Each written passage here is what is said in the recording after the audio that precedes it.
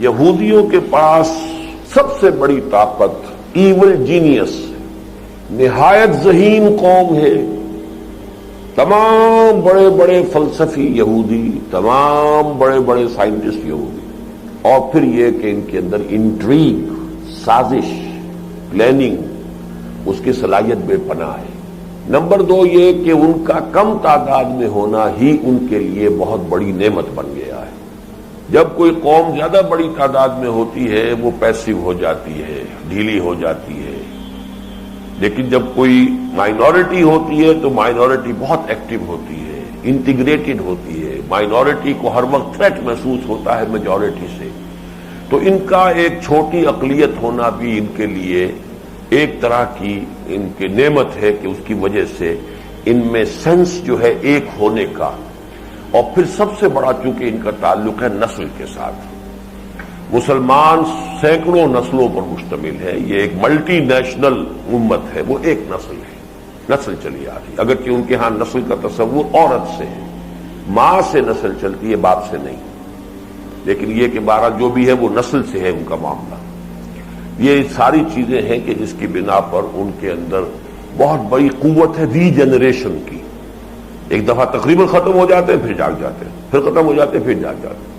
جس قوم میں کوئی اسٹرانگ نیشنلزم ہو اس کے اندر یہ قوت ہوتی ہے. مثلا جرمنی اسی صدی میں 2 مرتبہ تباہ و برباد ہوا، اور ایسا تباہ و برباد ہوا کہ واقعہ یہ ہے کہ روئنگ ہو گیا بالکل. لیکن دیکھتے ہی دیکھتے دوبارہ اٹھ کے کھڑا ہو گیا. ان کے ہاں بھی ایک بہت اسٹرانگ سینس آف نیشنلزم ہے. وہ یہ کہتے ہیں کہ we are a superior race. بچے کے پیدا ہوتے ہی اور اس کی جو کنڈر گارٹن کی ایجوکیشن ہے وہاں سے شروع ہو جائے گا اس کے اندر یہ خیال پیدا کرنا، وہ جو ہے معاشرہ پیدا کرتا ہے you belong to a superior race. بین ہی یہ بات جو ہے یہودیوں میں ہے، we are the chosen people of the lord. ہم تو احباء ہیں، اللہ کے ابناء ہیں. یہ یہودی بچے کے دل میں پہلے سے ڈال کر پھر وہ اپنے تعلیم کا نظام کرتے ہیں.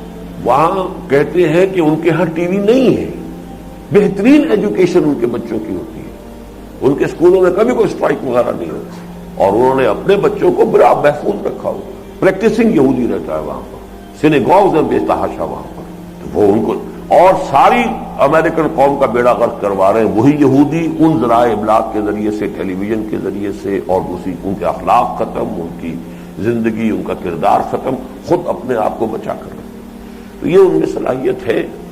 اور ایک بات میں نے کہی ہے کہ اللہ تعالیٰ نے ان کو ابھی پریزرو کیا ہوا ہے مسلمانوں کو سزا دینے کے لیے، کہ بدترین سزا. میں مثال دے چکا ہوں، آپ نے پڑھ لی ہوگی اس کتاب کے اندر کہ مولانا اصلاحی صاحب فرمایا کرتے ہیں کہ فرماتے تھے، اب تو بیچارے اس حال میں ہے کہ وہ کوئی بات چیت کر ہی نہیں سکتے. یو پی کے اس علاقے میں جس سے ان کا تعلق ہے، اگر کسی شخص کو، راجپوت ہیں وہ، راجپوتوں میں سے کسی کو اگر بہت سخت سزا دینی ہوتی تھی، کسی نے کوئی بڑی کمینی حرکت کی ہے، تو چمار کو، گاؤں کے چمار کو بلا کر اس سے جوتی لگواتے تھے اس کے سر پر.